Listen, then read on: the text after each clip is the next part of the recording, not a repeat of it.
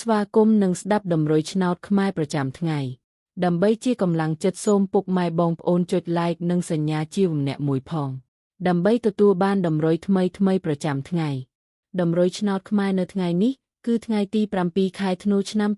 2025ដើម្បីកុំឲ្យខាតពេលយូរសូមស្ដាប់ដំរុយឆ្នោតពី admin មានលេខ97 31 45 128សម្រាប់ប៉ុស្តិ៍ APCD សម្រាប់លេខ OZ admin មាន2គ្រាប់គឺ OZ ខ្ទង់50និង20សម្រាប់3លេខគឺ admin មាន2គ្រាប់ផងដែរគឺមានលេខ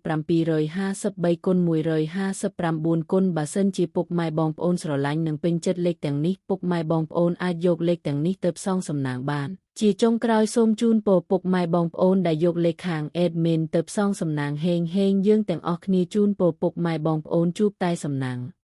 និងសុខភាពល្អសូមជម្រាបលាជួបគ្នានៅថ្ងៃស្អែកបន្តទៀត